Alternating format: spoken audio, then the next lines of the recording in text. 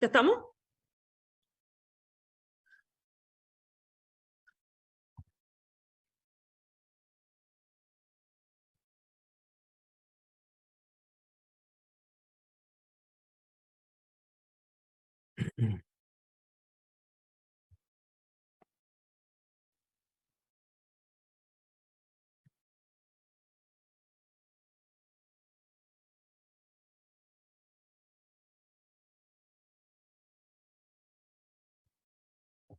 Hola, ¿qué tal? Buenas tardes, buenas noches, buenos días. Depende del lugar del mundo donde nos estés viendo. Estamos en el segundo programa que tenemos los días domingos de la diáspora española a través del canal Twitch. Y hoy nos trae la ciencia.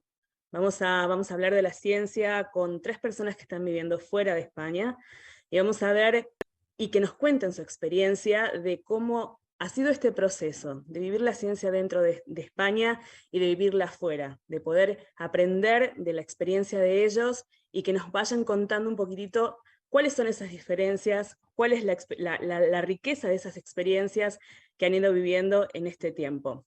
Para eso estamos voy a leer mi chuleta, como dicen ustedes, ¿no?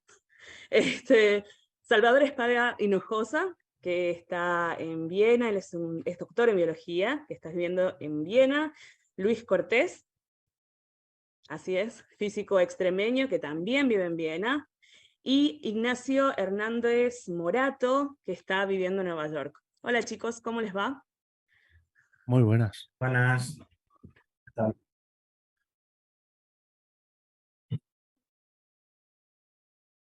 Salvador, entonces, casi doctor en biología, que vive en Viena. Perfecto. Ujú. Bueno, no sé quién quiere empezar a contar un poquitito, bueno, cómo fue un poco su experiencia de estudio en España, cómo arriban al lugar donde están, y cuáles fueron un poquitito esas experiencias que han ido viviendo, como decía en la introducción, en este transcurso de tiempo. Pues no sé quién quiere empezar. Mm. ¿Yo empiezo? Pues venga, yo Dale, a Nacho, ver, sí. a ver, yo hice la carrera en la Autónoma de Madrid, hice biología, luego el doctorado lo hice en la Complutense de Madrid, en el departamento de Anatomía 1, y luego cuando terminé el doctorado, pues es cuando empecé a buscar posiciones postdoctorales. En España, como está un poco el sistema, normalmente los postdocs los pasas fuera de España. Y entonces yo busqué pues eso, estuve enviando cartas bueno, o correos electrónicos a diversos investigadores principales, PIs como lo llamamos nosotros aquí en Estados Unidos, y me lo aceptó uno, empezamos la negociación y me vine a Nueva York. Al principio estuve en el Upper State, o al norte de Nueva York, al del estado de Nueva York, y luego ya en un segundo postdoc, pues ya bajé a la ciudad de Nueva York. Entonces, bueno, llevo en Estados Unidos desde 2012 y yo digamos que hice carrera y doctorado en España y yo ya todo el periodo postdoctoral, o sea, después de tener el doctorado, ya toda mi experiencia lo he tenido aquí en Estados Unidos, en Nueva York concretamente, siendo postdoctoral junior y ya postdoctoral senior y ya con otro tipo de responsabilidades. Así que más o menos esa es mi carrera, que yo creo que es la carrera que tiene mucha gente que hace el doctorado en España y luego se va afuera. Lo que pasa es que me sorprende que ya empieza a haber mucha gente que hace ya también incluso el doctorado fuera. He conocido ya bastantes casos de ello y bueno, que, que aquí lo comentaremos. Muy bien. ¿Quién quiere seguir? Luis, ¿te animás?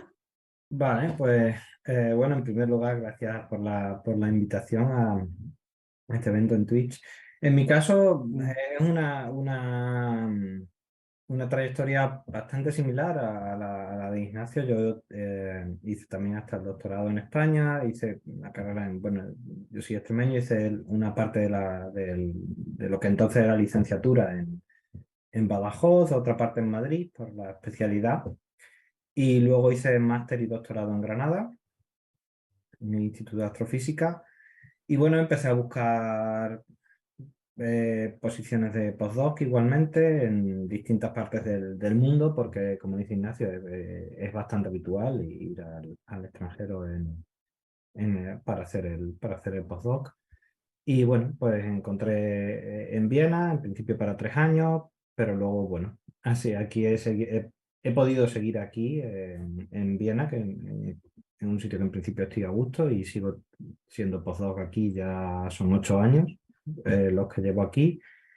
Y bueno, de momento para mí las condiciones son buenas, es verdad que es difícil estabilizarse, tanto aquí como sobre todo en España. Yo pensé en alguna ocasión en retornar, pero es complicado y hablaremos de ello, tampoco me voy a extender con eso ahora. Y sí que en mi caso, y parece que también Ignacio ha tenido la suerte que he podido estabilizarme en Viena, llevo 8 años aquí, ya te generas, bueno, pues te conoces la ciudad, conoces gente, generas unos vínculos humanos con la gente de la universidad y demás. Pero no es por lo que yo conozco la tónica general. Hay mucha gente que tiene que hacer verdaderas odiseas de postdoc, donde tienen un año aquí, medio año allí, en fin, hacen trayectoria y bueno, eso también afecta a la posibilidad afecta un poco, salvo que realmente sea lo que uno quiere, que es legítimo, pero en general pues hace muy difícil conciliarlo con una vida personal, familiar o de otro tipo. Pero bueno, eso es un poco mi trayectoria y bueno, le paso el testigo a Salva y hablaremos sobre el resto de temas más adelante. Perfecto. Hola Salva, ¿cómo estás?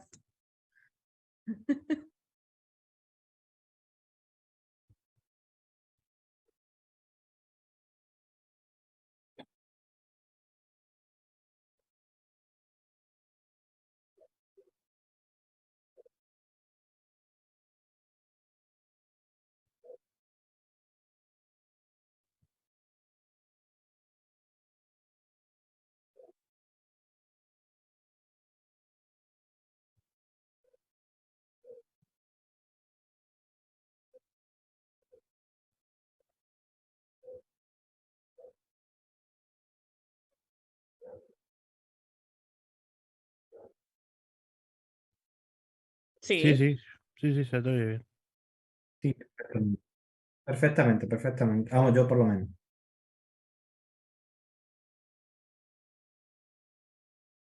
te escuchamos bien, ¿no?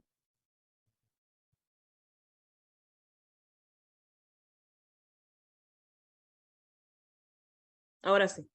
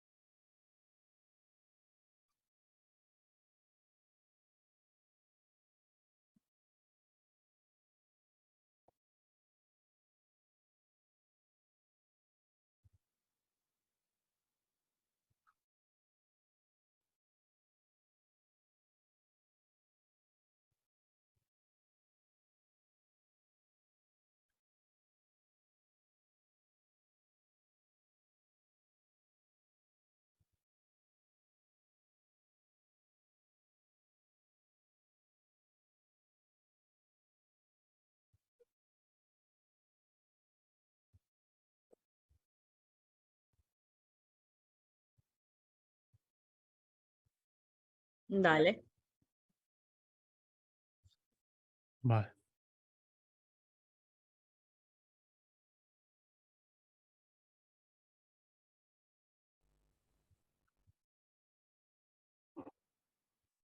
¿Ahí se escucha? Yo sí. Yo no Sí. he escuchado todo el momento. Parece que eso-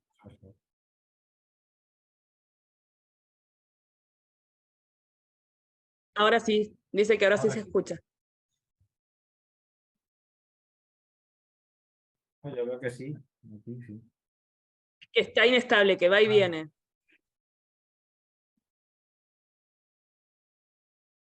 Ahora sí.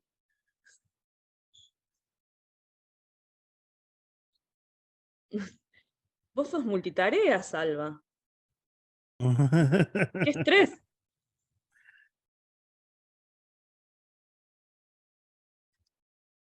Me parece que ahora sí. No sé si se escucha.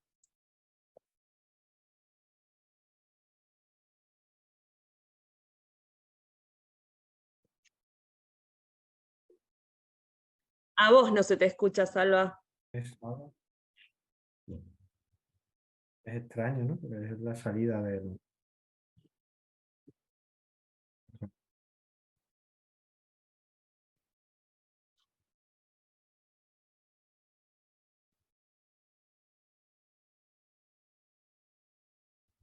Vale, pues continuamos por nada. ¿Cómo está el A tiempo en New veces York?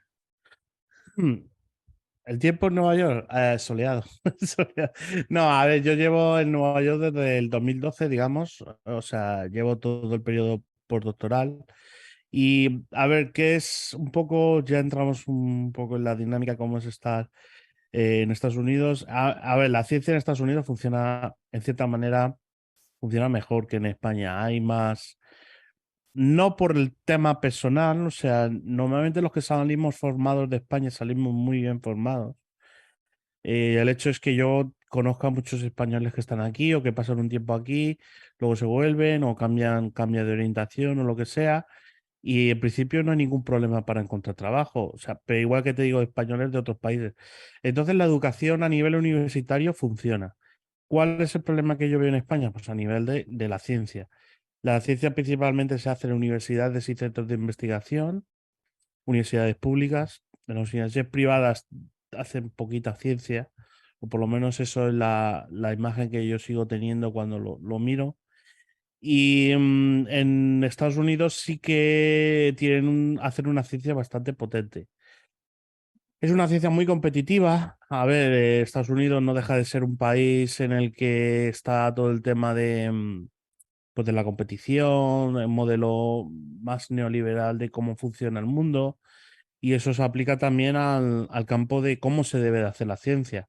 Entonces, a veces me da la impresión de que vamos demasiado rápido.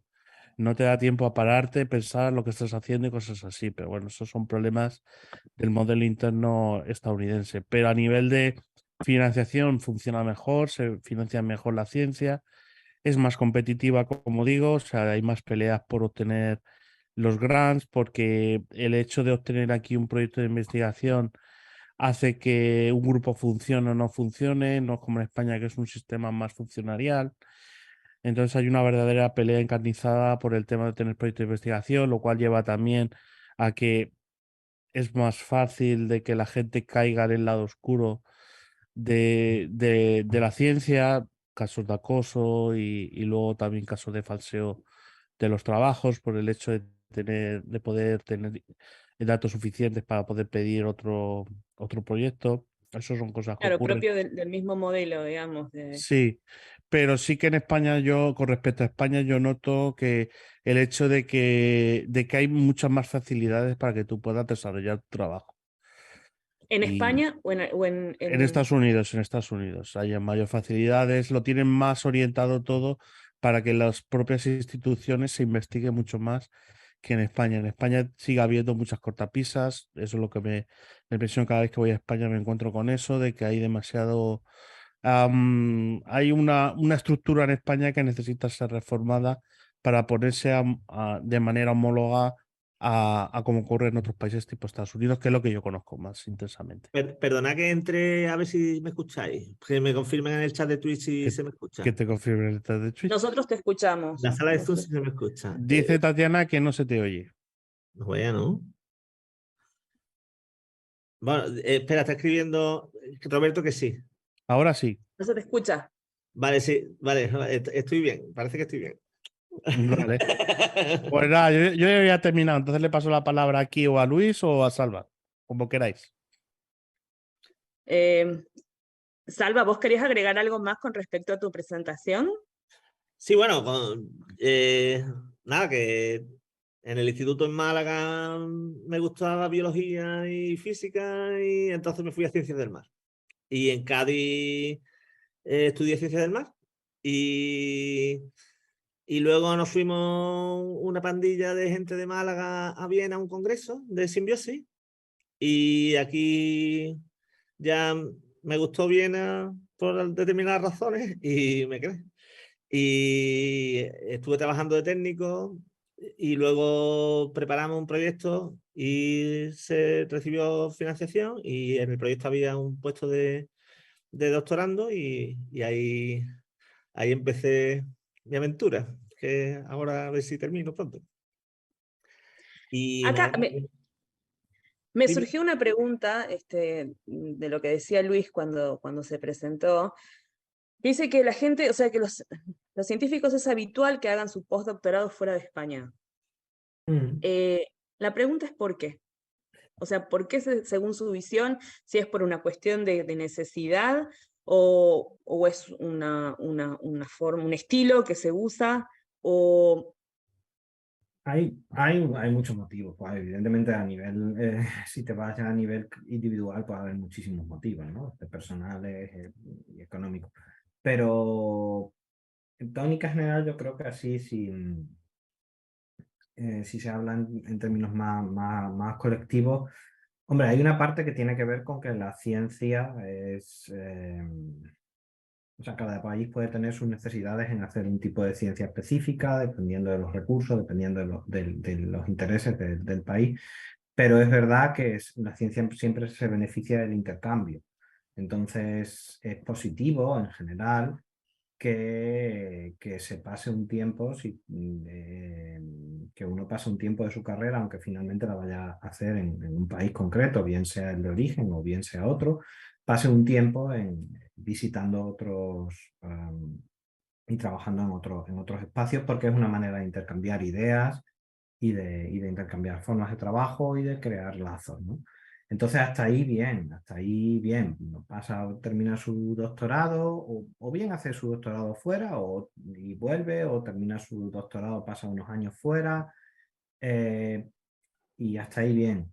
Quizá lo que ya tiene que ver más con una situación de precariedad y de falta de oportunidades para regresar o para estabilizarse en algún sitio, es lo que yo comentaba de las odiseas, ¿no? Es decir, que hay gente que haya tenido que pasar por 5 países, ¿no? Diferentes sin que sea su intención, porque puede haber alguien que tenga un especial interés en conocer muchos sitios, pero no creo que sea el caso más general. Y lo hacen porque, bueno, pues se termina una plaza de una posición de postdoc en un sitio, no le renuevan, entonces tiene que echar. Y tiene que echar a postdoc y le sale otro en otro sitio y tiene que irse a otro sitio y así, ¿no? Y hasta y mucha de la gente que conozco que ha pasado por eso, pues realmente su intención sería estabilizarse en algún sitio, ¿no? Vale, me piden que hable más alto, pues vale, voy a intentar aquí acercar porque en realidad el micrófono que estoy usando lo tengo aquí al lado, a ver si ahora sí un poco mejor. Voy a quizá cambiar el micrófono a este, no sé si será... Vale, espero que ahora se me oiga un poco mejor y si no hablo un poco más alto. Bueno, eso es un poco la idea. Tiene que ver también con la temporalidad. Se ha hecho una estructura de investigación en el que el postdoc, que es el estadio intermedio hasta tener una plaza más permanente o adquirir una plaza, lo que se suele llamar tenure track, ¿no? En inglés, que ya no es permanente, pero ya es un puente a una permanente. Y el postdoc cada vez está abarcando más espacio, ¿no? Y realmente tú como postdoc ya estás muy habitualmente, yo he dado clases aquí en la Universidad de Viena, haces investigación, incluso diriges otras tesis, con lo cual pues tiene que ver con que es un aumento de la temporalidad de la plantilla, que creo que con la última ley de ciencia se está intentando abordar, pero que es un problema que, a pesar de que yo estoy aquí, por ejemplo, en Viena, que hay muchos recursos para investigación, específicamente además en mi campo de la física teórica, afecta a casi todos los lugares la temporalidad. conozco el caso aquí de Austria, en el que es un país que hay una temporalidad baja en el empleo, de creo que en torno a un 15 o menos de un 15%, y sin embargo en la universidad la temporalidad es del 85%. O sea, es brutal, ¿no? Y no se justifica salvo por una cuestión de precariedad, porque en realidad, o sea, no adquirimos plaza fija. ¿Por qué? Porque todavía tenemos que demostrar que valemos para ello. En realidad no tiene mucho sentido porque ya estamos haciendo el trabajo. O sea, yo ya he dado clases aquí, hay muchas generaciones de físicos de Viena a las que yo le he dado clases, o sea, que toca demostrarnos, igual en España, igual en otras partes, ¿no? Y eso tiene que ver con una precarización de las condiciones, que no solo es tan, que en mi caso, por ejemplo, y de otros aquí, no son de condiciones, digamos, mientras tienes el contrato, las condiciones son razonablemente buenas, pero es verdad que la temporalidad no te permite construir un proyecto a largo plazo, ¿no? Y en el caso de España se suma eso a que además las condiciones también económicas, eh, y también de desarrollar proyectos, dado que, como decía Ignacio, no se invierte tanto como otros países en ciencia y desarrollo, pues son menores, con lo cual, pues bueno, ya ahí tienen un cúmulo mayor de circunstancias, ¿no? Claro, tal cual. Y Salva, ¿cuál es tu visión de esto? De esta situación de que para hacer tu especialización o una mejor calidad, digamos, en tus estudios, tengas que irte, tengas que salir de España. Para mí hay un ángulo romántico de esta cuestión, que es que, digamos, la vocación científica es como tú vas a querer contribuir con conocimiento que no había, quieres ensanchar el conocimiento de la humanidad, y entonces esto es una labor de toda la humanidad, y entonces es una labor internacional. Entonces, el que estemos continuamente intercambiándonos y visitándonos entre la burbuja de habla alemana y la burbuja de habla japonesa y la burbuja de habla china y la burbuja de habla inglesa, el que la gente esté, o el francés, la gente esté 5 años aquí, aprende algo, se lo lleva a su sitio de vuelta y allí lo enseña. Eso ha creado en los últimos 1000 años, ha creado el bienestar que tenemos, comparado, digamos, con como vivíamos en el Paleolítico o como vivíamos, que teníamos esperanza de vida de 30 años, ahora tenemos esperanza de vida de 80 años. O sea, hay una visión romántica de decir la ciencia como vocación, y como empresa de la humanidad. Ahora, el sadismo que se da, no solo contra las personas investigadoras, también con otro tipo de funciones públicas, con los trabajadores del sector sanitario, con los profesores. El sadismo que se da en las últimas décadas contra digamos, el estado del bienestar, pues ahí hay mucho dolor innecesario. O sea, cuestiones que son estructurales, que pasan 10 años, 20 años, 30 años, y ahí hay 15 personas haciendo lo mismo. El tener a esas 15 personas 10, 20, 30 años sin poder desarrollar un proyecto de vida, sin tener seguridad y siempre, digamos, me renuevan, no me renuevan, eso es, entre otras cosas, un lastre funcional, porque produces peor y te erosionas más y estás cascado después psicológicamente, te rompes psicológicamente. Es un desperdicio de recursos de la sociedad, pero tiene unas razones detrás, unas razones diferentes. Tú no vas a querer, o sea, hay determinadas ideologías, determinadas agendas, determinadas propuestas políticas que quieren tener a la gente estrangulada, o a mucha gente estrangulada. Quieren tener a la mayoría de la gente estrangulada porque piensan que así, pues la élite extractiva pues está mejor y puede tirar hacia donde quiera con menos dificultad. Entonces, yo creo que necesitamos terminar de culminar la transición, salir de la Edad Media, Ujú. y necesitamos que problemas que hay muchos, como humanidad, empezando por la cuestión climática o muchas otras, pues que los recursos que somos capaces de movilizar los movilicemos de una forma efectiva. Y para eso hay que tener a la gente bien. Entonces, y quiero, a lo mejor Ignacio ahora lo puede desarrollar más, que nos ha comentado antes que se sabía ese tema. Especialmente esta máquina trituradora, a quien más daño hace y con quien más se ensaña es con las mujeres. Con las mujeres en el nivel postdoctoral. Y no sé si tú a lo mejor eres capaz de... Sí, yo puedo comentar ahí algo. A ver, una de las cosas que me gustaría introducir es que en el sistema organizativo de ciencias las cosas están cambiando un poco. A ver, la estructura que tenemos es estudiantes de grado, luego empiezan un máster, un doctorado, entonces son predoctorales y luego tras terminas el doctorado eres postdoctoral y tras un periodo postdoctoral puedes acceder a una plaza de facultad. Eso más o menos es el sistema global, o sea, da igual que estemos hablando de España o de Estados Unidos o de Austria en estos casos. Eso ha sido un poco el sistema hasta que ha ocurrido hoy en día. ¿Qué nos encontramos hoy en día?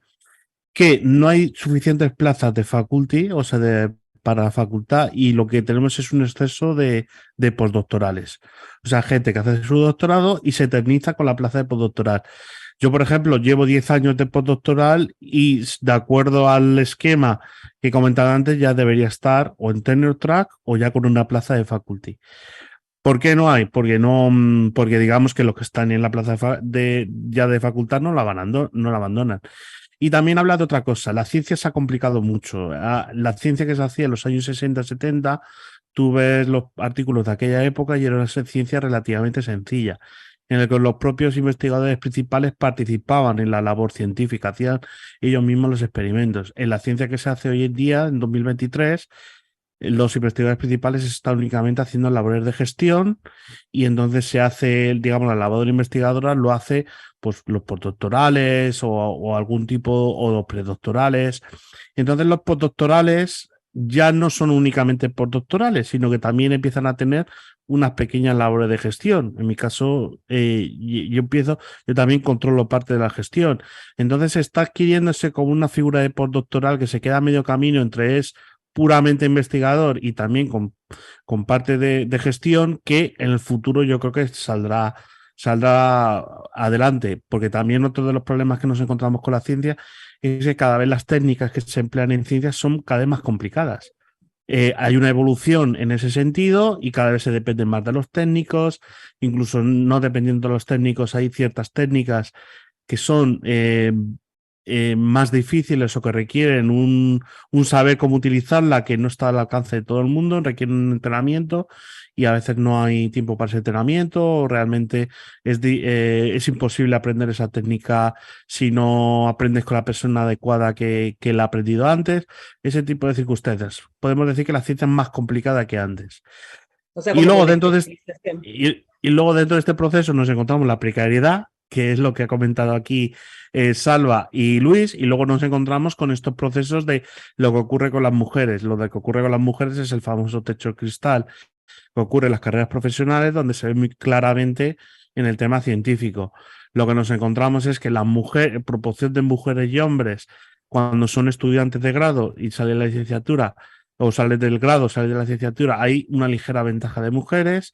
Esa ligera ventaja se mantiene durante el periodo predoctoral hasta que obtienen el doctorado y en el periodo postdoctoral es cuando se empieza a invertir la curva. Y entonces se empieza a haber mayor proporción de hombres con respecto a mujeres.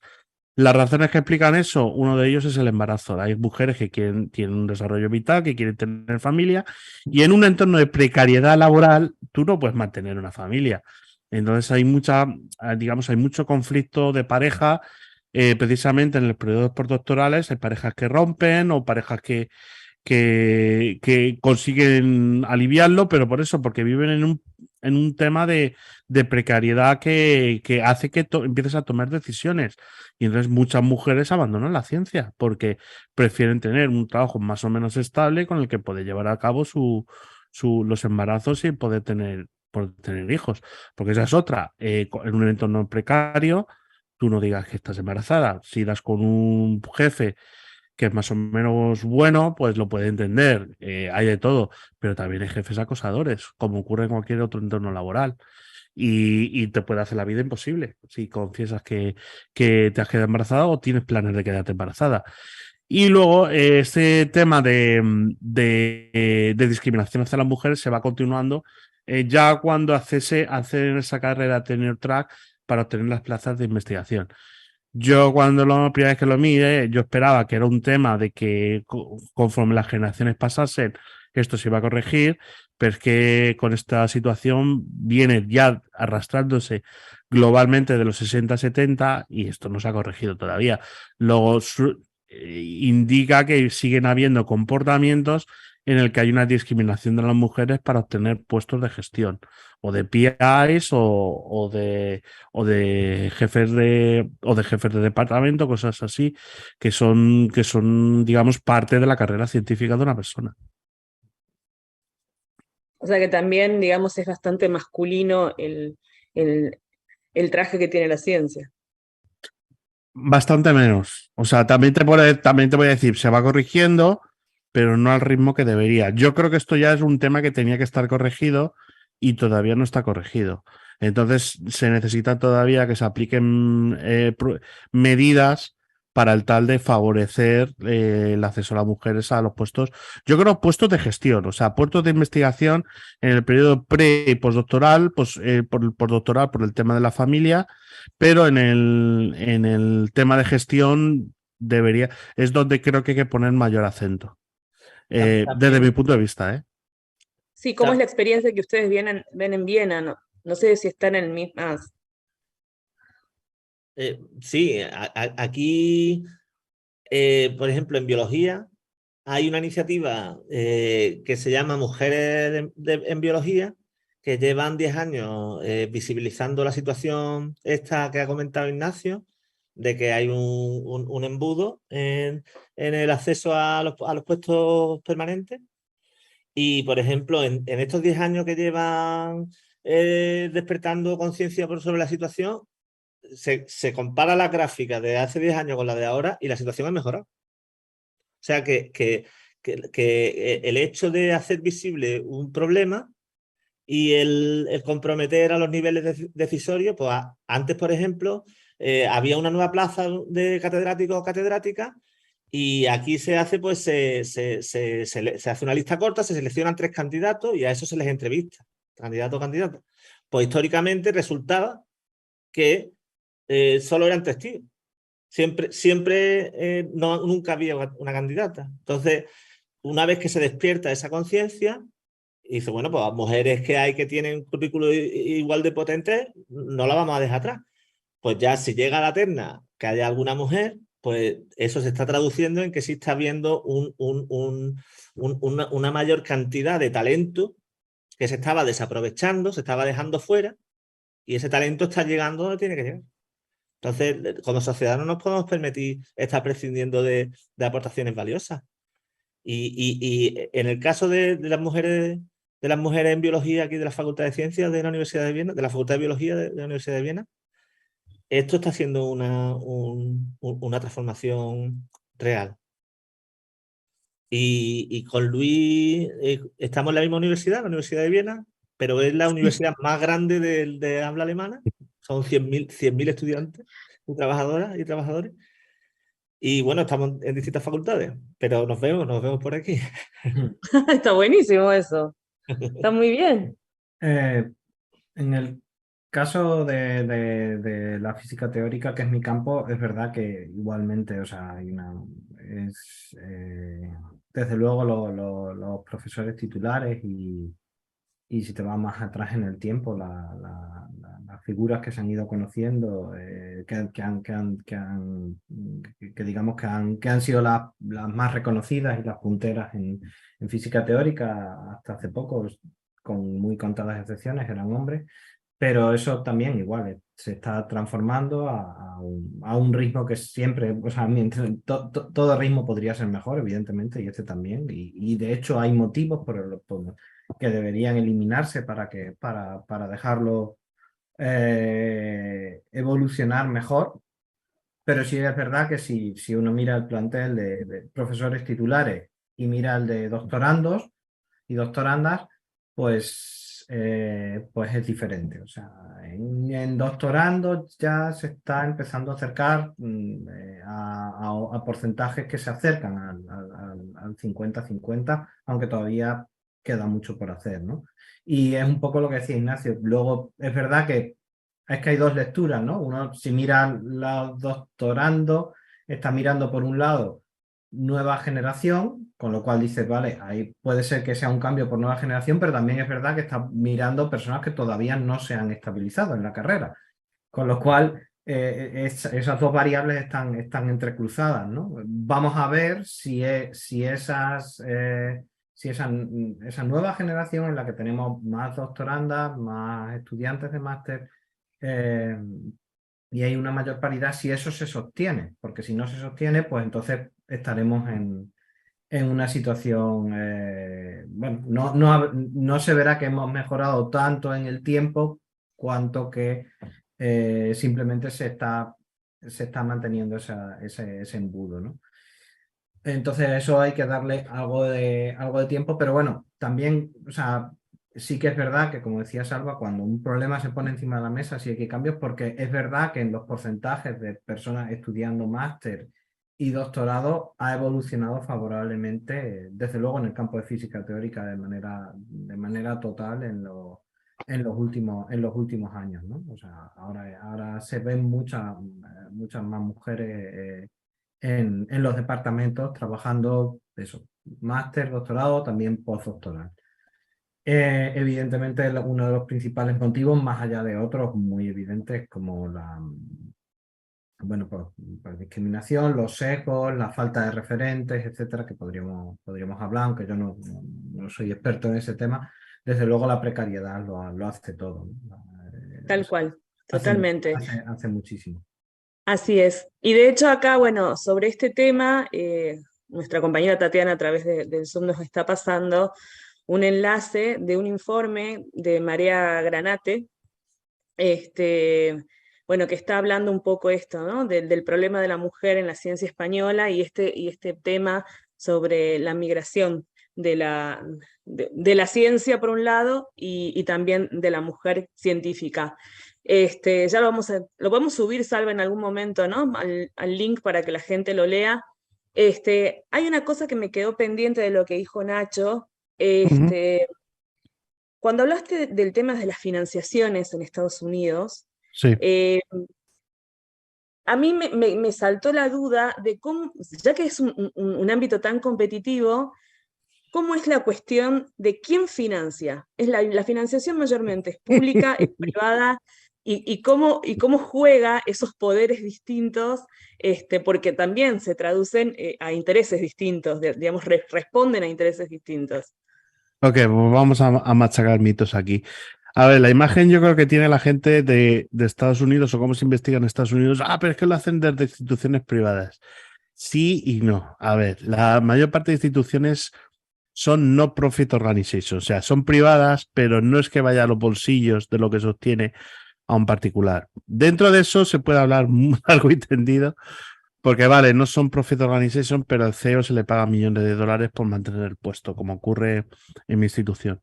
Pero bueno, esos son otro tipo de debates. Pero no es como, por ejemplo, en España sí que son universidades privadas con accionistas en el cual los beneficios van a su bolsillo. O sea, en Estados Unidos las principales universidades son no profit organizations. O sea, no hay accionistas en juego en ese sentido.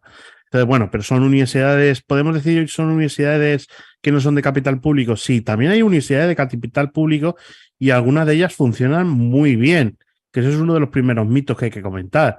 O sea, que no todas las no todo el sistema universitario estadounidense es privado, hay también un sistema público y dentro del sistema público hay algunas universidades que son muy bien valoradas, porque hacen muy buena ciencia y hacen muy buena educación.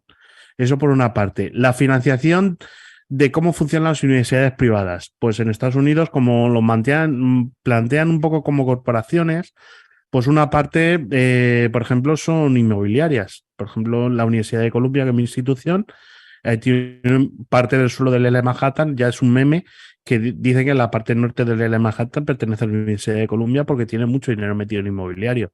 Pues una parte de los ingresos de la Universidad de Columbia es inmobiliario. Otra parte es evidentemente de las carreras. Las carreras en Estados Unidos son súper caras para alguien de fuera y una parte de eso viene del dinero de las matrículas. El dinero de las matrículas es tan alto y se hacen créditos que también se convierten un poco en instituciones financieras, en cierta manera, estas universidades, digamos, privadas.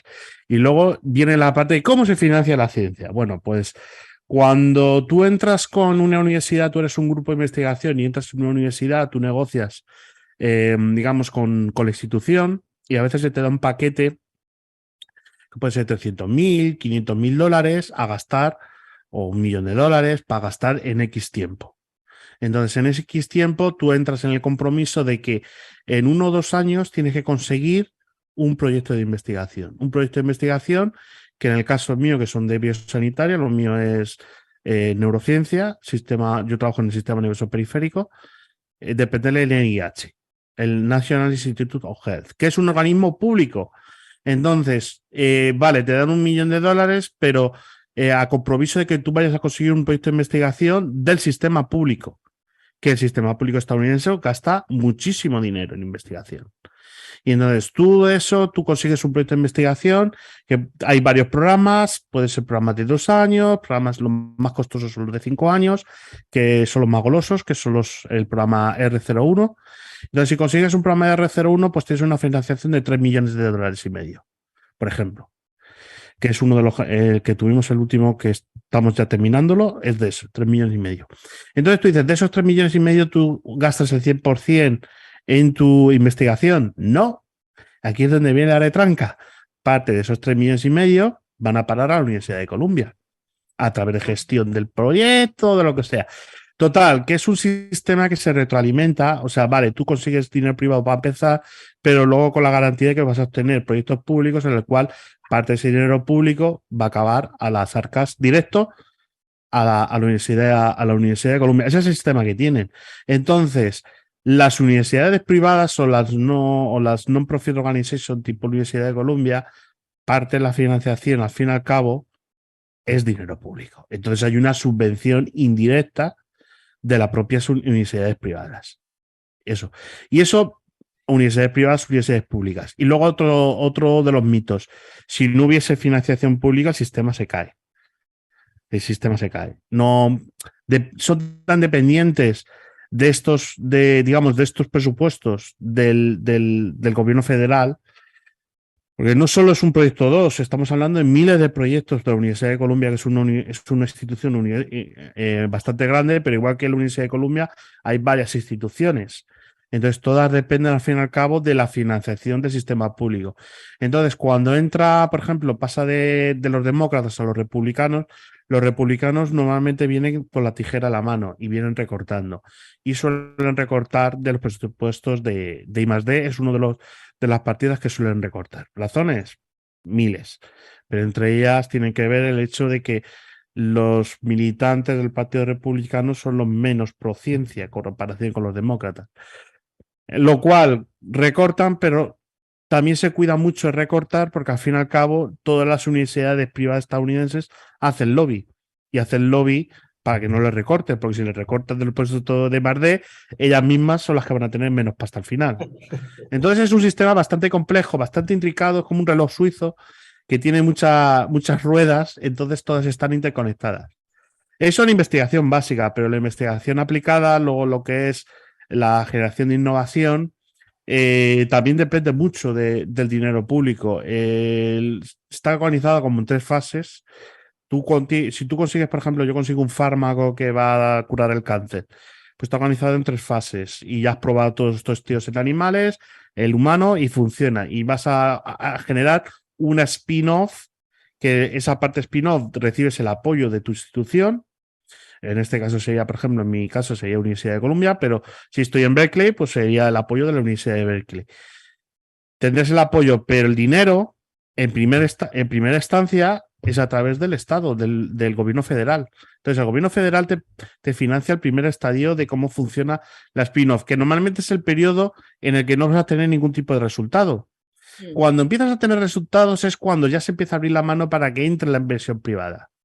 Y entonces ya la última fase, cuando ya está a punto de comercializar o se está comercializando, es cuando digamos el capital privado ya toma mano, que ya ese es otro tema, fondos de inversión o lo que sea. Bueno, aquí Pero, justamente en el chat nos llega un comentario que dice que, súper acertado, mira, socializar las inversiones y privatizar los beneficios. efectivamente, es un poco la situación. Entonces, sí que el sistema americano funciona, o sea, ellos lo tienen súper estudiado. Cada dólar que entra obtienen 3 de beneficio en todo el sistema de I+D+I. Pero claro, la perversidad es que esos $3 de retorno, al menos uno debería volver al sistema público, ¿no? Debería retornar o diciendo, oye, no, esos 3 son beneficio totalmente para la privada. Es lo perverso del sistema y es lo que, por ejemplo, en mi caso yo corregiría. Pero claro, yo no voy a entrar a cambiar el sistema americano. Yo lo que quiero es, con esta información, este know-how que tengo, cómo lo podría aplicar al sistema español en el cual todo el tema de innovación está totalmente gripado. Entonces, por ejemplo, un retorno a medidas sociales o un retorno a la sociedad, yo no es que sea conveniente, sino que yo creo que es moralmente lo debido, porque al fin y al cabo el Estado o las políticas públicas ha invertido mucha pasta para que eso salga adelante. Eso es mi punto de vista. Y es cierto que he sido un poco monólogo, lo siento, ¿eh? No, está buenísimo, Nacho, porque además está bueno, porque nos das un panorama muy amplio sobre cómo es la realidad de los fondos que se manejan en la investigación científica allá, pero ahora quiero pasar más para el lado de Europa y que Luis y Salva nos cuenten cómo es allá, o sea, y también que me cuenten, si saben, cómo es en la misma España. A ver, en el caso de España, yo ahora mismo, o sea, por lo menos como está siendo en los últimos años, lo desconozco un poco más porque estoy un poco más desconectado. Sí que en Europa, en los últimos años ha habido una evolución en el que bueno, se le llama que se ha diversificado la inversión.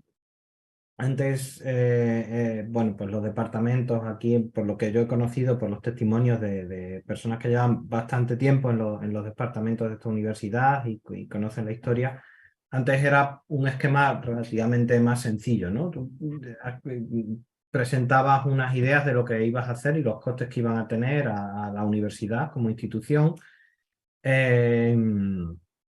Cada departamento los iba presentando y bueno, pues la universidad en función de los presupuestos, que a su vez, bueno, pues lo decidía el gobierno que corresponda, pues dotaba de una serie de recursos. Ahora ya muchos grupos y departamentos están, no, o sea, tienes que hacer tus búsquedas para encontrar financiación tanto desde el sistema público, muchas veces pidiendo proyectos europeos de financiación, como también el sistema privado, una gran parte de lo que, o sea, de financiación privada, de fundaciones y demás, ¿no? Por ejemplo, una gran parte de lo que se hace aquí en física teórica, en mi departamento, hace la Fundación John Templeton, ¿no? Que ha dado un proyecto. Entonces, a priori parecería que estás abriendo la puerta a que se dote de más financiación a los centros, pero en realidad eso lo único que hace es que el Estado se pueda, digamos, se va a ahorrar una parte y se lo va a dejar a que tú tengas que buscarte las, digamos, las Y formas la por vida, otra como para parte, poder... buscarte la vida por otra parte. Y bueno, eso hace que también fundaciones privadas, que luego muchas veces si empiezas a tirar del hilo, como comentaba Ignacio, se ve que a su vez recogen muchos de los recursos del sistema público, a menudo por exenciones fiscales y otro tipo de artefactos. Bueno, pues empiezan a tener un papel más fundamental y empiezan a poder tomar decisiones sobre qué tipo de ciencia se va a hacer o no se va a hacer.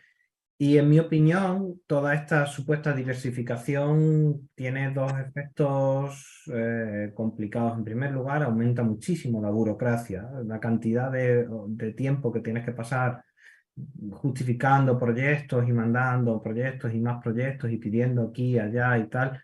O sea, la cantidad de tiempo, o sea, se ha hecho mucho mayor con respecto a etapas anteriores y eso es un tiempo muchas veces perdido. Porque además la investigación, no sé en otros campos, pero en el caso de la fundamental, es complejo inscribirla en una estructura en la que tengas que dar una serie de beneficios a corto plazo o que sepas incluso muy bien qué es lo que vas a hacer. Evidentemente puedes dar un esquema general, pero qué vas a hacer en los próximos años cuando ni siquiera, en fin, es una investigación en la que vas tomando decisiones sobre la marcha. Muchas veces se escriben proyectos porque tienes que escribir proyectos, pero luego realmente eso no es lo que haces, no porque no quieras o porque estés estafando, sino porque porque has empezado por ahí no sale o encuentras otra vía de investigación mejor. Es decir, que no todo se quiere plantear un esquema que a lo mejor, quizá, un esquema de estar constantemente teniendo que justificar y elaborando proyectos que a lo mejor puede funcionar para otros campos más de investigación aplicada, pero que desde luego a la investigación fundamental no le van bien, en mi opinión. Da la sensación de que por ahí es como que estás desarrollando un proyecto de inversión, ¿no? Sí, Sí. para que nos hagamos una idea, mucha gente ya está empezando a usar para todo esto de proyectos de pedir becas, proyectos de cada vez que también una vez más asociado a la precariedad, se te acaba el contrato, pues tú mismo tienes que buscarte proyectos y pedir algo de lo que sale de la Unión Europea y tal. Mucha gente está empezando a usar masivamente la herramienta esta que ha salido, el ChatGPT, para rellenar ese tipo de cosas, porque es un montón de trabajo que a menudo no tiene ningún beneficio en especial. Es como un poco es lo que se llama una prueba de fuerza, es decir, hay 100 personas pidiendo esto, solo podemos dar 10, ¿cómo nos quitamos 90 de en medio? Pues venga, vamos a poner cosas para hacer. Tal cual, y ahí está la burocracia. Tal No. cual. Una Che, cosa Sandro, sí, antes de pasar, una cosa que tiene buena Estados Unidos con respecto a ahí que comentes de Austria y sobre todo España. España es terrible, ¿eh? Para tener la burocracia es terrible, porque eso sí que se la tiene que comer siempre todos los grupos de investigación. Estados Unidos tenemos ayuda de personal de la propia universidad para ayudarnos en la parte más dura de tema de las diferentes partes de un grano, de un proyecto. Hay partes que es pura administración. Pues esa parte de pura administración, eso sí que tenemos ayuda. Y tenemos por ejemplo, tenemos una persona, para el último que pedimos, que lo pedimos hace 2 o 3 semanas, lo enviamos. Tenemos una persona dedicada durante 2 semanas para solo tema administrativo. Eso, por ejemplo, es algo que en España no existe. Y eso te ayuda, y te ayuda mucho, ¿eh? Y porque luego no es solo el solicitarlo, es que cuando te lo dan, la gestión del proyecto durante X años, por ejemplo, justificación de dineros y todo este rollo, vas a tener esta persona. Entonces, ya tienes una persona que está dedicada full time, o sea, de 9 a 5 únicamente para gestionar tu proyecto, no solo tu proyecto, otros proyectos también, pero ya tienes una persona de que por lo menos esa carga administrativa que normalmente se lo come el investigador principal, por lo menos en Estados Unidos no se lo come el investigador principal. ¿Por qué? Porque lo tienen en la mente creada con tú consígueme el grant, porque este sistema funciona a través de eso, porque parte del dinero que recibimos sirve para financiar la universidad. Como lo tienen claro, te ponen a tu disposición este tipo de medios. Sí, yo creo que en Europa se está teniendo, digamos, una transición también a ese pensamiento grande de Estados Unidos. el ERC, el Consejo para la Investigación Europeo, pues tiene ahora mismo proyectos de varios millones de euros, no sé si te dan 1 o 2 millones de euros, y son convocatorias muy competitivas, pero donde los proyectos que se presentan, muchos son muy potentes. Y el sistema de concesión de los proyectos, pues junta a revisores internacionales que se tienen que leer cada proyecto y ponderar cuál es el mejor. Entonces ahí hay un músculo intelectual que está convirtiendo, digamos, a la península europea pues, en una entidad unida. Entonces, si Estados Unidos ha sido durante el siglo XX un territorio potente, pues la Unión Europea está de alguna manera juntando por la potencia que tenía anteriormente sola Francia, la potencia que tenía anteriormente sola Italia, y yo pienso que eso es una vía interesante. Ahora, todo esto es para la gran ciencia. Luego estaría la ciencia local, la ciencia, digamos, de los problemas de la cuenca sur del Mediterráneo. ¿Por qué se secan esos arroyos? ¿Cómo podemos hacer que en las playas no se nos vayan? ¿O qué hacer con el algodonal del Guadalquivir? Entonces, no son cuestiones que vayan a llevarte a una publicación en la revista Science o la revista Nature, pero ese conocimiento local y ese abordar los problemas locales, eso también es necesario. Y ahora mismo el sistema de ciencia tiene un sesgo de que te fuerzan a querer competir, a que tú tienes que publicar resultados en revistas del prestigio tope. Y se omite la función social para problemas locales, para problemas cotidianos. Y yo creo que ahí necesitamos hacer una reflexión también desde el lado del progresismo, porque pienso que esta mentalidad, digamos, piensa grande, tiene también sus sombras, ¿no? Bueno, es que ahí Bueno, lo que comento. justamente eso, ay, perdón, Nacho, justamente eso pensaba cuando hablaban del tema de las privatizaciones, justo que hablamos de la privatización de los beneficios. Me asusta un poco por ahí el concepto de que la ciencia está en manos o se pueden acceder a estas ciencias aquellos que la puedan pagar. No es tanto así, ¿eh? Y ahora comento un poco lo de Salva. A ver, es el tema. Nosotros pensamos que la idea en tema de, lo digo por las farmacéuticas luego termina quedándose con todo. Es que no es tanto así, no es que la farmacéutica llega y se lleva el medicamento y luego lo distribuye en ello. Es todavía, podemos decir de otra manera. No es ciencia básica aplicada y ya. Es el sistema como funciona en Estados Unidos, es ciencia básica, desarrollas tú ese fármaco, lo que sea, se crea la spin-off despega y llega en un momento una de estas súper grandes empresas y se la termina comiendo, o sea, la compra e incorpora ese spin-off dentro del sistema. O hay veces spin-off que han rechazado el ser absorbidas por una gran empresa, han seguido continuando y se han formado ellas y han terminado ellos constituyéndose una empresa. Yo conozco casos tanto en un sentido como en otro en Estados Unidos. Eso es más o menos cómo funciona. Es un poco la idea diferente a cómo la gente piensa entre la ciencia básica y la aplicada. Y luego con respecto a la función social, es que eso depende de la carrera científica. A mí a la hora de valorar, ¿qué es lo que me valoran para obtener ciertas plazas? Papers, o sea, artículos científicos publicados. Tienes artículos publicados en primer cuartil. X congresos, docencia, tal. O sea, hay una serie de características. Y el problema de los artículos publicados es que básicamente tienes que tener una continuidad. Tienes que tener artículos publicados cada 2 o 3 años, por lo menos tienes que tener un paper publicado. Y si puedes tenerlo cada año, mejor. Eso es un poco cómo funciona el sistema. Es un sistema de lo que decimos que criticamos dentro de la ciencia. Muchos lo criticamos el publica o perece. Si no publicas, estás muerto.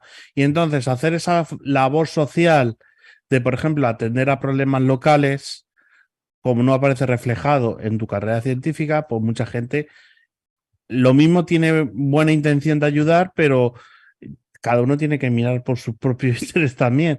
Y entonces, si eso no me va a valorar para obtener tal plaza que me dé la estabilidad, pues lo siento mucho, pero no lo voy a poder hacer.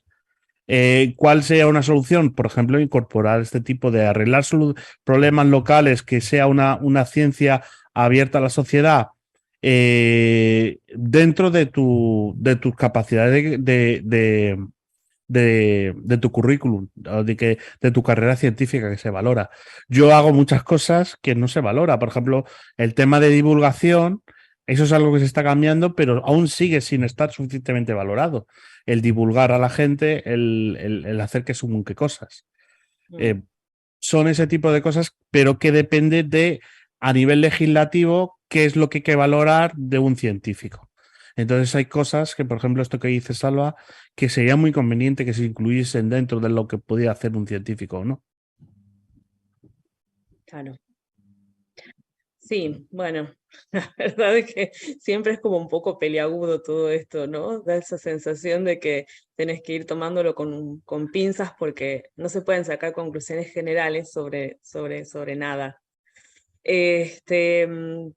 Bueno, yo creo que es hora de que vayamos cerrando un poquitito. Por ahí, si les parece, cada uno me va, bueno, contando un poco cómo ven el desarrollo de la ciencia en estos próximos años, qué esperan, digamos, de las mejoras que se tengan que hacer, de las mejoras que ustedes vean desde su experiencia, y bueno, y más o menos cómo se proyecta el futuro de este campo.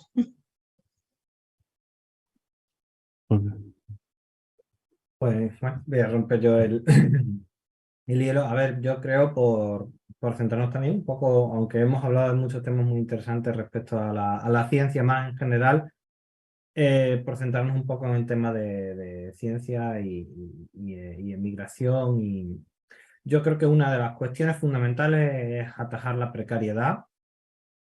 Comentaba Ignacio, y es verdad que no se consiguen plazas de profesor titular porque no se renueva, o sea, quiero decir, se mantienen las personas que tienen esos puestos, pero es verdad también que muchas veces la tasa de reposición, incluso como algunas personas se jubilen, no es una tasa de reposición del 100%, y en todo caso también es que la sociedad ha aumentado a tener más personas dedicadas al ámbito científico, lo cual es natural, ¿no? Cuando las sociedades, según van evolucionando, muchas más personas se pueden dedicar de labores, digamos, más del sector primario y del sector industrial a labores que tienen que ver con la producción científica, artística, tal. Y es normal porque otro tipo de cuestiones y de labores se automatizan, etcétera, ¿no? Con lo cual, si está creciendo, lo normal sería no solo que se renovasen plazas, sino que se abriesen cada vez más plazas, ¿no? Y en cualquier caso me remito a lo primero, el trabajo está ahí. O sea, hay gente que está trabajando, no es que no exista la plaza. Se podría crear una plaza porque el trabajo está ahí, se está haciendo. Lo que pasa es que lo está haciendo una persona en una situación de inestabilidad con respecto a poderlo hacer una persona en el mismo trabajo en una situación con un contrato estable e indefinido, ¿no? O sea, eso para mí es crucial, es crucial. Que es verdad que eso implicaría una criba, digamos, de qué personas obtienen la plaza y cuáles no, a lo mejor un poco más temprana en la ciencia. Es posible, pero bueno, al final la criba antes o después se va a producir, y vas a mantener una persona durante varios años trabajando en la precariedad, ¿no?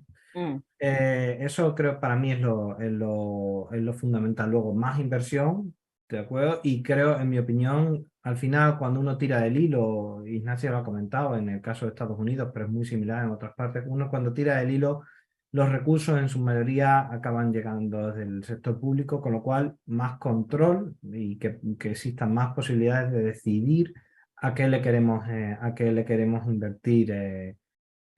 Porque no es cierto que una inversión planificada, y más con los problemas a los que nos enfrentamos de crisis climática y demás, que o sea, la investigación en eso y la inversión en eso no necesariamente genera beneficios individuales a corto plazo, sino que requieren de una planificación con una perspectiva a largo plazo. No es cierto que eso no sea funcional, eso puede ser igual de funcional o más que dejárselo a las leyes del mercado y a la competitividad entre sectores privados. Yo siempre pongo el ejemplo que la mayor inversión planificada, el mayor programa de inversión planificada y que ha generado un beneficio a larguísimo plazo gigantesco, sin el cual no se puede entender lo que tenemos hoy, no fue de la Unión Soviética, ni fue de China, ni nada, fue de los Estados Unidos con los programas Apolo de la NASA, ¿no? Bueno, pues de ahí se derivaron un montón de aplicaciones y un montón de tecnología y de ciencia fundamental que tenemos hoy, ¿no? O sea que, bueno, más eliminar precarización, dar estabilidad, mayor inversión y mayor control de lo público y quitar parasitismo de lo privado. No hemos hablado, por ejemplo, del tema de las publicaciones y las editoriales y el parasitismo absoluto y total que existe ahí, y podríamos seguir hablando. Con eso, pues creo que mucha parte de la diáspora exterior podría retornar en el caso de que quisieran a España. Genial, Luis. Claro. Sí, vamos a retomar este tema, Salva, ¿verdad? En algún otro Twitch vamos a volver al tema de la ciencia. Así que hoy es como una presentación, un pantallazo y una invitación para que la gente también se sume a este canal y vayan aportando, ¿no? Desde el chat con los comentarios. Nacho, ¿vos querés hacer algún cierre? Sí, lleva un poco en la línea que ha estado comentando Luis, que efectivamente los casos de mayor planificación llevados a cabo en la historia reciente es prácticamente la ciencia. O sea, la ciencia en Estados Unidos está tremendamente planificada. O sea, no conozco mayor caso de planificación que la ciencia y consigue resultados. Y por decir, voy a decir dos. Uno de ellos, él dice del programa Apolo. Bueno, si los programas Apolo, esto que estamos haciendo ahora de Internet, no podría llevarse a cabo, porque Internet nace en parte y se nutre mucho de todos esos programas de inversión planificada. Y luego lo segundo, el tema de la pandemia de 2020 o 2019-2020, que es una bala que hemos salvado. Todo esto depende porque de una inversión que se hizo en el 2002 con el SARS-CoV-1. O sea, la anterior pandemia de SARS. Entonces, todo ese conocimiento que se obtuvo a nivel internacional, porque todo esto, la ciencia funciona, como hemos comentado, a nivel muy internacional, pues se consiguió tener esa información para poder llevar a cabo todas esas vacunas en el año 2019. 2019-2020. Entonces son dos casos. O sea, la planificación sí, claro que funciona. Lo que no funciona es el tema del autoritarismo de tú tienes que hacer esto. O sea, una cosa es planificar y otra cosa dirigir lo que se tiene que investigar o no se tiene que investigar. Ahí ya depende de un tema de la comunidad científica a la hora de poder distribuir los magros fondos que tenemos. Entonces eso es como más o menos funciona. Y luego sí, adelante. Yo creo que tenemos tema para hablar de la diáspora de investigación para aburrir en otro momento. Entonces iremos a temas más concretos. Esto ha sido como una presentación a nivel general. Tal cual. Gracias, Nacho. Salva, Sí, que a ver doy la palabra. A ver si podemos conseguir que las televisiones públicas españolas y las radios públicas estén dándonos la brasa con los asuntos candentes científicos, por lo menos alguna horita de la parrilla, en vez de estar siguiendo aspectos intrascendentes de otro tipo. Y que como sociedad tenemos a las generaciones futuras dándose cuenta de que no van a tener una vida buena. Entonces, el cómo desactivar la crisis actual está en el cómo vamos a ser capaces de comprender lo que nos falta por comprender. Muchas cosas ya las comprendemos. Lo que pasa es que las soluciones que hay no queremos verlas. Pero necesitamos todo el talento y todo el debate público, y especialmente necesitamos romper la barrera entre la academia y la sociedad, que es quien sufraga la academia y a quien se debe la academia. Necesitamos tener esta conversación entre los expertos y expertas y entre la gente que con su trabajo cada día está haciendo posible que los expertos y expertas empujen. Y esta conversación es fundamental. No podemos pensar que los listos y las listas se reúnen en Davos y ahí lo que diga Bill Gates. No, tenemos que ser la gente del barrio. La gente del barrio es quien tiene que estar no solo apoyando con sus impuestos y con su dinero, sino además conociendo y preguntando. Y cuéntamelo. Yo, ¿por qué te estoy pagando a ti? Cuéntamelo. Y eso nos sirve a nosotros y a nosotras para saber también qué es lo que estamos haciendo. A veces con esas preguntas es cuando te puedes tú decir, bueno, pues no vea la que estoy liando aquí y para qué todo este tiempo. Bueno. Buenísimo. Me encanta, Salva, hermoso lo que has dicho, porque es verdad. Y está bueno también poder bajar a la realidad de los mortales como uno. Esta cuestión, porque la ciencia siempre parece como una cosa así como, wow. Y por ahí está bueno bajarla a la realidad de la gente común y corriente, digamos. Poder se ve entender. muy bien en Breaking Bad. En Breaking Bad, el Jesse Pinkman se lo dice a los compañeros. Sí, sí. Tal cual. Así que bueno, y justamente este espacio es para esto, ¿no? Para poder acercarles un poco más a la gente a partir de los distintos programas y encarándolo desde distintos puntos de vista. Bueno, ir contándoles un poco esto, de este camino de la ciencia, de cómo nos ayuda, de cómo nos afecta y todo lo que hay para mejorar. Les agradezco un montón que estén acá, que nos hayan compartido sus experiencias. Y quiero dar pie a Miguel Ángel, no sé si está Miguel por ahí. Hola Miguel. Hola, aquí Hola estoy. Miguel, ¿cómo estás? Escuchando muy atentamente porque realmente es una historia familiar y yo quería aportar un poco un granito de arena en la España de los años 60, 70, cuando mi padre empezó a investigar, yéndose a viajar con mi madre embarazada, por cierto, yo por la selva negra de Alemania, a punto de nacer allí, hubiera sido otra cosa. Mi padre investigaba en Bruselas y investigaba en cuestiones de medicina, era profesor de la universidad y llevó a cabo, digamos, incluso inventó varios aparatos que produjo, se montó su propio taller, que yo de pequeño iba con 8 años a ordenar tornillos y luego acabé trabajando con él. Y precisamente en el momento que en España la frase era que inventen ellos o que investiguen ellos, que inventen ellos, que es lo que decía la gente inculta del fascismo en España, pues al fin y al cabo inventar no era algo que se asociara al ADN español. Mi padre, sin ningún tipo de ayuda, porque entonces no la había en los años 70, bueno, empezó a montar prototipos y gastaba el dinero que ganaba en la consulta. Era familia numerosa, éramos 5, pero lo gastaba los fines de semana dedicándose a proyectar, a planificar y a construir aparatos de electromedicina.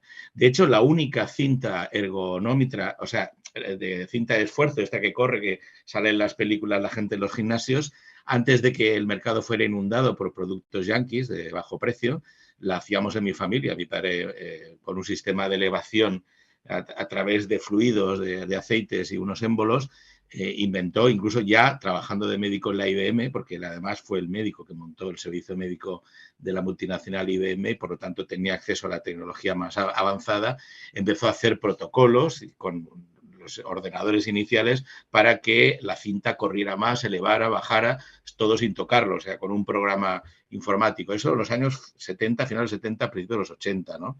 Entonces, en mi casa lo he vivido, pero mi madre, que con 21 años era profesora de historia y maestra en pleno franquismo, una mujer muy adelantada a su tiempo, pero también hija de un dirigente socialista y jefe de la estación de Renfe, de Ferroviarios de Sevilla, por lo tanto, una señorita andaluza liberada del trabajo doméstico para estudiar desde el principio.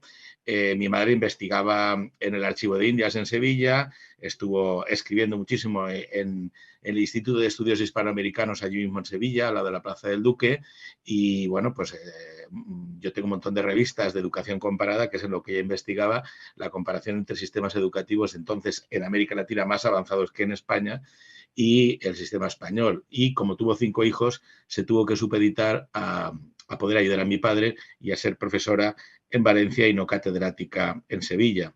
Es un ejemplo de lo que pasaba en aquella época, y eso que mi madre era muy avanzada, es decir, no se dejaba relegar por cualquiera, pero la supeditación de la mujer, que ha tenido una posibilidad de acceder a puestos elevados, incluso para gente con una mentalidad mucho más avanzada, ha sido muy difícil. Pero es que además no había ayuda al campo científico y la gente arriesgaba su dinero, su tiempo y su familia para poder sacar adelante inventos españoles. Esa ha sido, yo creo, que un poco esta prehistoria del precariado investigador, que ahora, en vez de montarse sus proyectos, porque no, la gente no se puede arriesgar, o la gente no tiene a lo mejor ese punto, ¿no?, que tenía cuando todo era nuevo, los años 70, lo norteamericano era el no va más, era el referente. Yo creo que ahora hay un precariado más, o sea, mayoritario, y son menos los casos, son muy escasos los que eran como mi padre. Y bueno, solamente era esto por rematar con un testimonio personal. Bueno, genial, genial, Miguel, muchas gracias. Lo invitamos a Roberto, que debe estar por ahí. Hola. Hola, Roberto. No sé si habrá acabado el fútbol, porque igual si no ha acabado el fútbol está agotando. Sí, no se escucha, bueno, no sé. Bueno, pues no sé si, Miguel, vos querés ir adelantando un poco. Sí, el otro tema, bueno, primero esperar que este programa de la ciencia con conciencia y con compromiso sea cada mes. Y ahora ya ha entrado Roberto, lo dejo ahí. No, estoy escuchando, lo que te crees. Yo puedo hacer 2 cosas a la vez, ver el fútbol y tragar la cena. Sí, sí se escucha, ¿no? Sí, quedas en la oscuridad, eso es lo único. Se te ve oscuro, pero...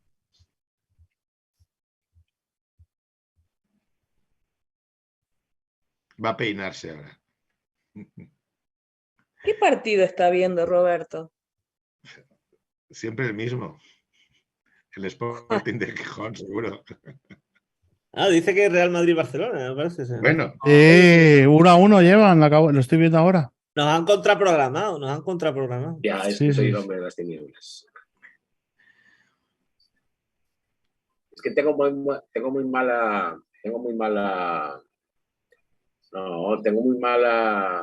iluminación aquí, donde tengo el ordenador. Coño, un Real Madrid, o sea, un Barça Real Madrid. Vale. Bueno, eso es lo más contrario a la ciencia. Lo siento, porque para mí el fútbol es lo más contrario a la ciencia. ¿Estás viendo trabajo en equipo? Sí.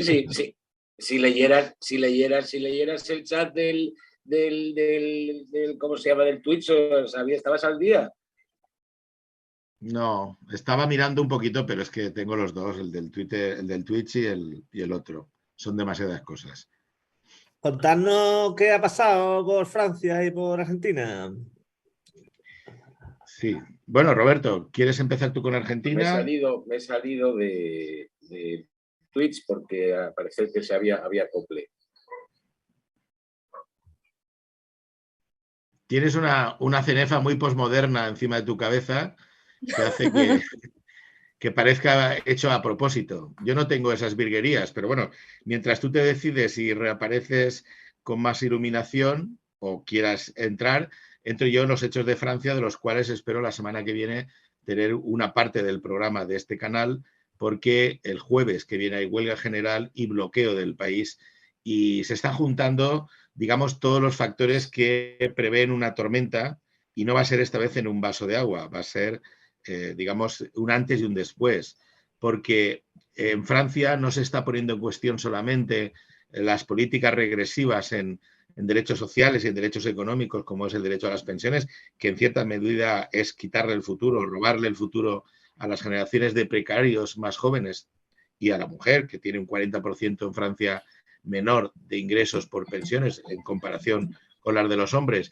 sino que encima hay una crisis institucional política de fondo que pone en cuestionamiento la propia gobernabilidad, ¿no?, con este sistema y este tipo de representación política que tiene el Parlamento, que sabéis que es por un sistema presidencialista donde el que gana las presidenciales luego arrasa en las generales, cosa que no ha sido el caso de la segunda vez de Macron, y por eso ahora no tiene una mayoría absoluta para garantizar aprobar. ¿Le van a meter una opción de censura o no? Sí, le van a meter moción de censura y para ello la izquierda lo que ha hecho es declinar su propuesta de moción de censura y cederla al grupo centrista liberal, que hay un grupo de 20 diputados que, bueno, no están adscritos a ningún lado y que también reflejan la indignación de sus zonas, porque casi todos estos diputados han sido elegidos por amplias mayorías o importante votación en zonas en general bastante apartadas, ¿no?, rurales y zonas de provincias, ¿no? Por lo tanto, la estrategia de combinar la acción política en la calle, perdón, la acción política también, sí, la presión en la calle, más el ponerse de acuerdo en una estrategia de derribo a Macron para que convoque nuevas elecciones o en fin, o hay alguna otra salida, pues creo que va a tener un fruto. Otra cosa es que en Francia, pues bueno, sale mucha gente a la calle cuando se harta y luego pasan cosas y esa gente misma pues se va en la primavera a los jardines a tomar el sol, que cuando sale aquí se llenan. Es decir, que es imprevisible, ¿no? Pero bueno, si os interesa, es decir, este domingo que viene intentaré traer a interlocutores que hablen el español, porque conozcan bien el idioma y que están metidos continuamente en los sectores de periodistas críticos que trabajan para contrarrestar todo el oligopolio mediático que hay en Francia, que es como el español, o sea, está en manos de fondos de pensiones, grandes bancos y los principales empresarios franceses, ¿no? Por lo tanto, ahí os enteraréis de más detalles, pero bueno, yo mi escenario intentaré hacer reportería este jueves, por cierto, si no me... Aquí ir a hacer de reportería, jugártela, o sea, aquí es que te ven y vamos, te golpean, a la primera que te quedes en el escenario, no te preguntan si eres periodista o eres lo que sea. Menos mal. Entonces los antidisturbios franceses son igual que los antidisturbios españoles. No, son mucho peores que los antidisturbios españoles, te lo puedo asegurar. Yo aquí no me meto en una manifestación cuando hay lío. Hago las fotos desde lejos o antes de que carguen. En España me meto hasta cerca. Pero es que aquí son tíos de 2 metros, armados por todos lados. Francia acaba de salir de una época donde los militares estaban en las bocas del metro y por dentro con la metralleta fuera por si habían atentados, porque París era una de las ciudades más amenazadas por el yihadismo, y han pasado de eso y de las masacres a miles de Gilet John durante esos 2 años que hubo el movimiento, que hubieron, pues no sé, 40 ciegos, 200 o 300 heridos, 10.000 detenidos, una barbaridad, ¿no? No sé cuántos condenados, es decir, hubo un verdadero castigo, una masacre por parte del Estado, y ahora suman esas dos tradiciones, o sea, posiblemente la de que el ejército siempre tiene esa misión en última instancia, y la policía adopta una posición de policía colonial, es decir, toda la época que hubo de protestas aquí en París, mataron gente la policía, además de forma premeditada, de protestantes argelinos contra la represión y la tortura y el régimen de terror que Francia, como Estado colonial, infirió en Argelia y en otros países como Marruecos, etcétera, que estaba descolonizando, ¿no? Y entonces, pues aquí en mismo París hay placas en sitios donde la propia policía masacró a decenas de personas. Entonces, aquí la razón d'État, la razón de Estado, o el l'état c'est moi, de aquel que le cortaron la cabeza, son, digamos, las frases que han ido definiendo el comportamiento del Estado. Y el Estado está actuando ahora mismo extendiendo el terrorismo de Estado. Es decir, ayer estaba viendo una televisión como la de Red, una televisión de promoción por suscripción de mucha gente de izquierda, harta del monopolio televisivo de la derecha, y estaba hablando gente que habían detenido preventivamente a 800 metros de la cabecera de la manifestación sin haber hecho nada, solo porque en la mochila llevaba una máscara antigas, porque aquí el gas es lo primero que te lanzan antes de poder decir el primer chillido, o sea, ya te miran el gas. Entonces la gente se pone para no asfixiarse, hay gente que tiene problemas de respiración, y el hombre decía que le habían llevado 24 horas a la cárcel, o sea, allí con un montón de jóvenes que también pasaban la noche, porque querían dar un escarmiento para que la gente le coja miedo a manifestarse. Cosa que yo he visto con mis propios ojos que el 1 de mayo partiendo la manifestación y los carritos de bebés, las abuelas y la gente corriendo, huyendo de los gases lacrimógenos porque les había dado por partir la manifestación a la policía por el Sena, por el puente de Austerlitz, sin ninguna contemplación. Eso no lo he visto yo en mi vida. Y he organizado 25 años el 1 de mayo en Valencia, en España. Es decir, ni en las manifestaciones del 1 de mayo más radicales la policía ha hecho eso. Pues en Francia, esa doctrina de la seguridad nacional ya es habitualmente la de golpear a jóvenes adolescentes en el suelo y gasearlos con spray, que utiliza la policía, mientras están haciendo una protesta por el clima, partir una manifestación del 1 de mayo, todo eso lo he visto yo, o disolver a la mínima porque dicen que alguien ha roto un escaparate o porque dicen que hay black bloc por ahí por delante y ellos cargan por detrás, ¿no? O sea, es una bestialidad y la policía española, lo siento, y me sabe mal decirlo porque toda la vida he intentado librarme de los golpes de la policía española, yo aquí no me meto. Esa es la conclusión. Qué fuerte. Es que tremendo. Sí, bueno, sí. Antes de que entre Roberto, vamos a despedir a Luis, que ya tiene que irse. La porque verdad ya es es que tarde, está un chicos, tema muy también. interesante y estoy aprendiendo mucho, pero lamentablemente tengo que despedirme. Así es que nada, muchas gracias por la invitación y bueno, espero que haya futuras ocasiones de encontrarnos aquí o en otros espacios y que se termine lo que queda de Twitch. Bueno, gracias a vos, Luis. La próxima vez explicas el funcionamiento del fax, por favor. Vale.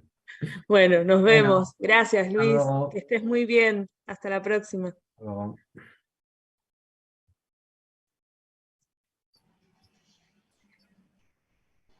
Aquí en Argentina se diría, está loco lo que acabas de contar. Y mirá que acá en Argentina sabemos de manifestaciones y de... Pero no sabéis de violencia. Hemos tenido unas cuantas sangrientas, pero tremendo. Hola Roberto, ¿cómo estás? Bien, bien, sin imagen, pero bien. Pero bueno, se te escucha bien. El problema está en que no tiene nada que ver la violencia que ejerce la policía europea con la que ejerce la policía, por muy de la reta que sea en Argentina. Ahí son las madres de la caridad. O sea, sometieron a la gente pues los milicos y demás, pero lo que es la policía no tiene nada que ver en absoluto. De hecho, hubo hasta imágenes fake cuando el famoso asedio al Congreso el segundo año de Macri, cuando se lanzaron, pues había fotos que decían que la policía macrista, no, eran fotos de la policía española agrediendo a los jubilados. O sea, es decir, no, ni mucho menos es... Voy a decir una cosa que decía un compañero mío que trabajaba, era miembro de las fuerzas de seguridad del Estado, era de los antidisturbios. Él decía que lo que les pedía a los miembros era que, hablando mal, que se hicieran una paja antes, que quitaran lesión, o sea, que quitaran tensión, pero la gran mayoría no lo hacía, entonces se quitaba la tensión dando golpes a la gente. No me queda claro, Roberto, ¿la policía en Europa es más represiva que la policía en Argentina? 10 veces más. Es más represiva en Europa, vale. Sí, es más represiva. Muchísimo más represiva, y de hecho muchas imágenes fake que hay que circulan por Argentina son de la policía española. Cuando, por ejemplo, a los yayoflautas, que no sé si os acordáis de los yayoflautas, que era una asociación de jubilados que protestaban, pues los molieron a palos. Sí. Y eso corría en Argentina como si hubiera sido la policía argentina la que daba los palos. No. La policía argentina es muchísimo más suave que la policía española en ese sentido, y ya no digamos que la francesa, que tiene fama de dura. La francesa tiene... Otro aspecto más para el decrecimiento de Europa. En Europa tenemos que decrecer también en eso. Yo haría una excepción, si me permite, Roberto, la policía de Colombia ha demostrado el salvajismo y la utilización de métodos paramilitares, disparando en el estallido social del audiovisual de Que tiembla el universo, directamente en la calle, en plena ciudad, junto a paramilitares y metiéndose infiltrados, disparando y cargándose. Bueno, de hecho, 50 a 60 personas mataron en el estallido social en las ciudades, que habían cámaras y todo, y no ha pasado nada. Es decir, los chavales fueron a la cárcel. Yo hablé de la Argentina. Hablé de la Argentina por lo que... Ahora mismo está también muy de actualidad El Salvador, con la lucha contra las maras.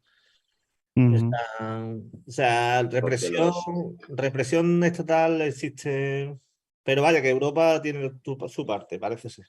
Porque los además chilenos son también duros. Marida mal el tema de, ¿no? En Europa con las garantías legales y tal. Y luego, claro, no es obligado otra que sacar leyes mordazas, porque claro, cuando ves que los antidisturbios apalean a un tío que está con los brazos bajados, que sin ser una amenaza, y la palizan y le tienen que proteger desde el punto de vista del Estado al policía frente al ciudadano que ha sido apalizado, pues ahí yo creo que explica mucho el tema de estas leyes represivas. Vamos. Bueno, Ignacio, lo de brutalidad policial y Estados Unidos es casi un sinónimo, ¿no? Sí, yo es que el tema es complejísimo. Yo creo que uno de los problemas que tienen es el hecho de que, a ver, al fin y al cabo las policías nacionales en Europa, la policía francesa o la policía española que entrenan todos en la Academia de Ávila, no ocurre eso en Estados Unidos. Es que tienen muchas policías y a veces hay algunas que están bien entrenadas y otras que no están bien entrenadas. No hay una policía estatal como tal. Están los Marshal, que sí, pero son unidades muy pequeñas. El FBI, que también son unidades muy pequeñas, muy especializadas.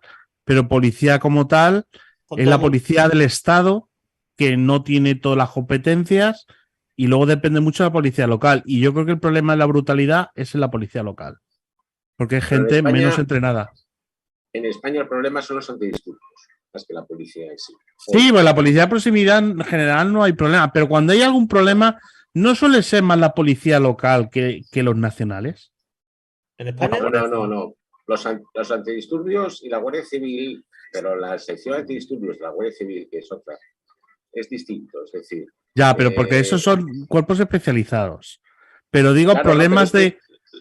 Los brutales son los antidisturbios, sea de un grupo o de otro. Sí. Es decir, porque los antidisturbios nunca son locales. Es decir, normalmente mandan unidades, cuando va a haber problemas, mandan unidades, no sé, de Santander a Asturias o de Asturias a León, para que no haya amiguismo en ese sentido, ¿no? Pero son los antidisturbios. Lo que es la Policía Nacional normal, que está destinada a un sitio, no suele ser violenta. Claro, que esa es lo que digo yo, que policía de proximidad. Cuando son temas de agente de policía normal y corriente, no suele haber casos de brutalidad policial, cosa que en Estados Unidos sí ocurre. Pero cuando ocurre algún caso de brutalidad policial, porque claro, esto lo estamos diciendo ahora en 2023, en 1980 era otra cosa. Pero ahora en 2023, si hay algún caso de brutalidad policial, suele ser por tema de policías municipales. Por ejemplo, los Mossos de Escuadra. No tema de Mossos, sino tema de policías municipales en Barcelona. Se ha visto algunos casos hace unos años.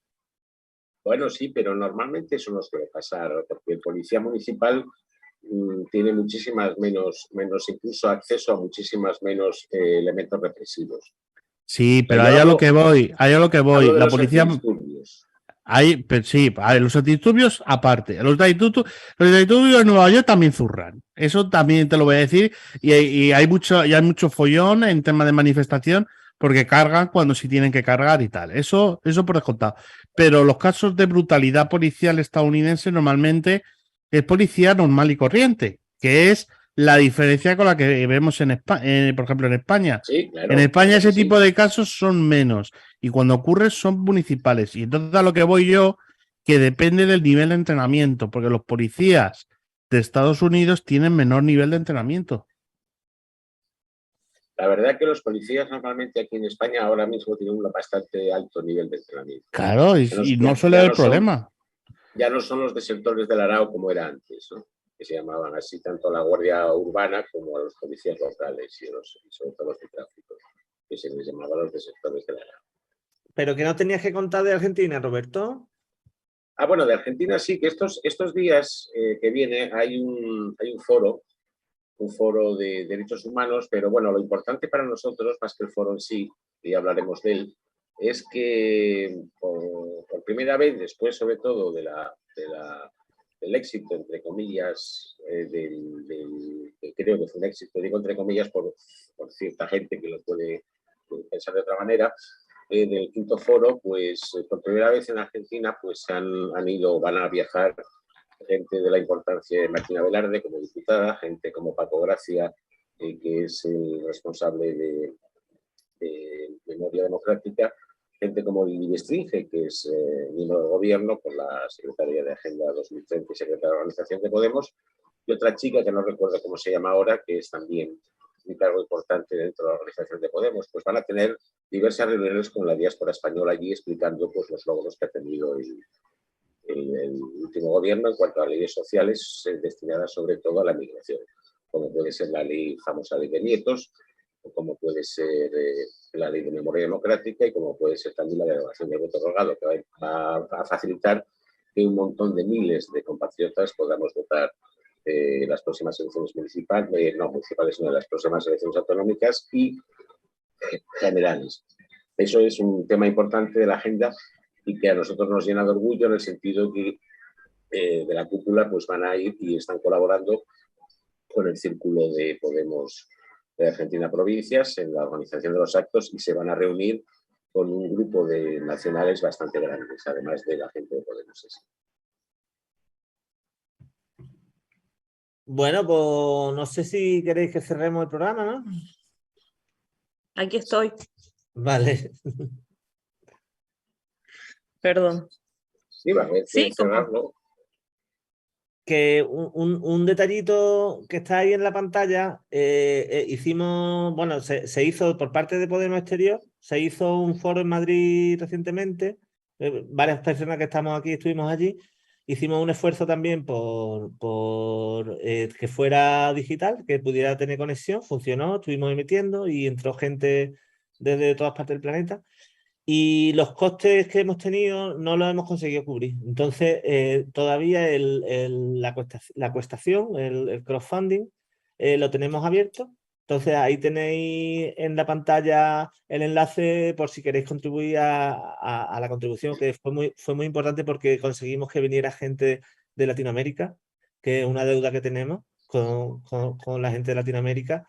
Y quisiéramos rematar este gesto, que vemos muy importante que la ciudadanía de nacionalidad española, residente en el Nuevo Mundo, se sienta que tiene pleno acceso a los niveles de debate. Y Bueno, no, simplemente agradecerles a todos por esta oportunidad de poder acompañarlos hoy, agradecerles sus experiencias que hayan compartido con nosotros y nada, invitarlos a que continúen con nosotros, que todos los domingos o domingo de por medio aún estamos viendo, ¿no? No, ¿Cómo todos vamos? todos los domingos por ahora. Bien, bueno, pues todos los domingos. Así que nada, que se sumen, que nos acompañen, que vamos a ir apostando por este proyecto dominicalmente.